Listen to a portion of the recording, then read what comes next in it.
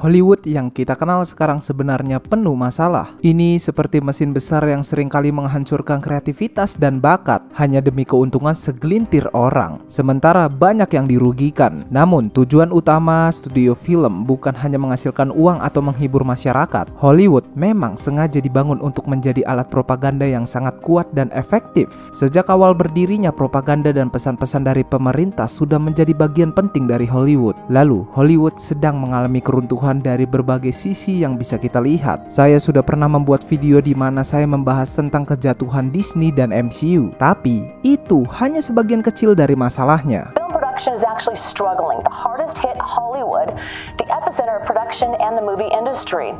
And as our Amanda Starantino shows us, it's all the after effects of last year's work stoppages. Karena saat ini Hollywood mungkin sedang berada di titik terlemahnya. Pendapatan dari box office yang sedang lesu, banyak franchise besar yang dulu diandalkan kini mati atau hampir mati. Dan pemogokan penulis serta aktor telah membuat industri ini benar-benar terhenti. Kabarnya para aktor dan penulis Hollywood melakukan protes untuk mendapatkan gaji yang lebih baik, meminta tambahan untuk setiap karya yang ditayangkan kembali, baik dalam bentuk CD maupun layanan streaming seperti Netflix, serta menentang penggunaan teknologi kecerdasan buatan atau AI dalam proses pembuatan film. Dan itu membuat jumlah konsumen saat ini tidak pernah sebesar dulu. Secara umum industri film mungkin berada dalam kondisi terburuknya. Film-film blockbuster besar yang kurang memiliki kualitas terus muncul dan mendapatkan reaksi negatif dari penonton dan mengalami kerugian bagi studio. Selain itu, ada pesan-pesan moral yang tidak masuk akal yang dipaksakan dalam film dan acara oleh eksekutif perusahaan. Hollywood dari atas hingga bawah benar-benar berantakan. Layanan streaming telah memicu disrupsi konstelasi industri film. Pandemi mengakselerasi efek disruptif itu. Hollywood tidak akan pernah sama seperti dulu. Jadi, saat ini Hollywood berada dalam posisi yang memerlukan perubahan besar. Sebelum pandemi, box office didominasi oleh franchise besar seperti Star Wars dan Marvel. Mungkin ini terdengar aneh, tetapi Star Wars pernah berada di titik di mana orang-orang sangat tergila-gila dengannya. Kathleen Kennedy berhasil mengelola hal tersebut. Namun, sebelum pandemi, Hollywood tampak sedang berkembang. Film-film blockbuster besar benar-benar meraih keuntungan, meskipun sebagian besar berasal dari franchise besar tersebut. Lalu, sequel dan remake menjadi pilihan yang aman dan pendapatan masih terus mengalir. Penonton tetap datang ke bioskop dalam jumlah besar. Namun kini sudah jarang sekali ya, walaupun masih tetap ada yang ke bioskop, tapi tidak sebanyak dahulu. Jaringan bioskop terbesar di Amerika Serikat terancam bangkrut akibat pandemi COVID-19. Sejumlah film-film blockbuster yang ditunda tayang menjadikan bisnis bioskop meredup.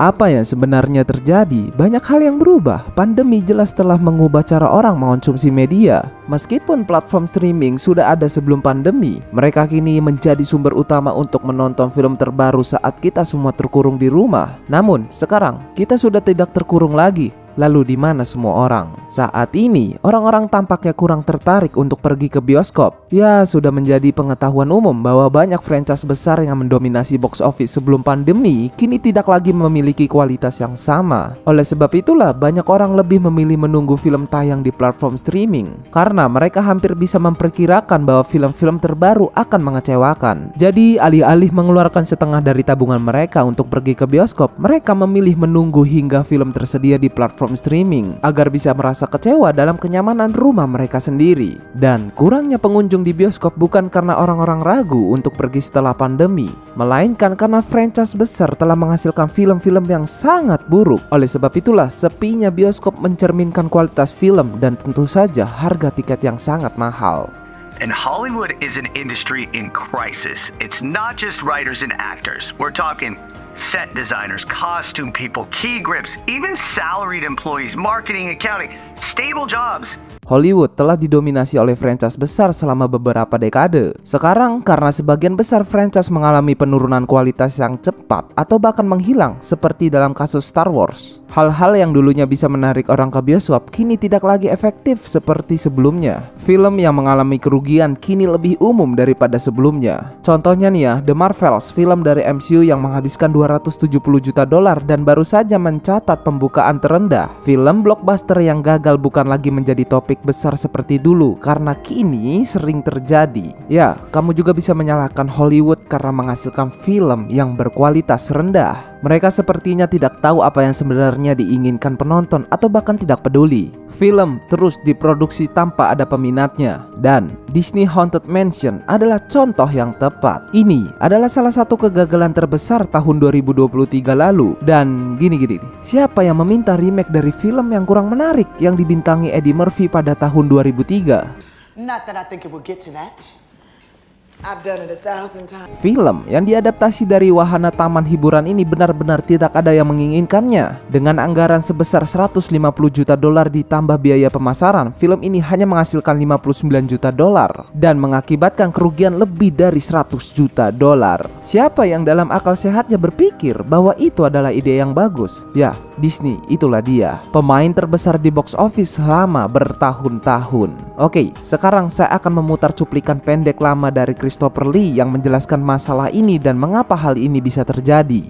This all the time at the level of the top producer who between them or separately will make flop after flop after flop after flop, and they still get paid huge sums of money for being in films that nobody wants to see. And producers make pictures out of which they take enormous sums of money. And the films, again, are not films people want to see. They're always going to blame somebody else. Always. Not their fault. No, you were the one who said, or whatever.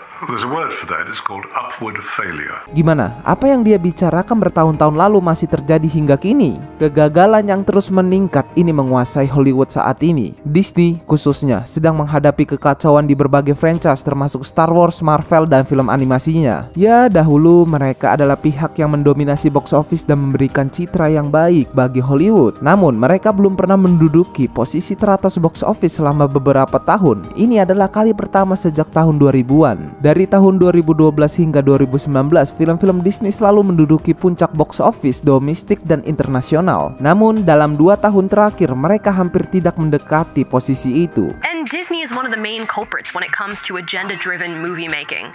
You've seen it with Elemental, Turning Red, Strange World, Buzz Lightyear, and coincidentally, all of these movies have flopped in the box office. Dan untuk Avatar 2 mampu menduduki puncak box office tahun lalu seperti yang diperkirakan. Tapi hal itu terjadi ya karena ini adalah sequel dari film besar sebelumnya karya James Cameron. Dan sekarang ini bukan film Disney melainkan film dari 20th Century. Ya walaupun itu punya Disney juga. Oke, kita ambil contoh Top Gun Maverick yang langsung terlintas di benak saya karena film itu melebihi semua harapan orang-orang pada tahun 2022.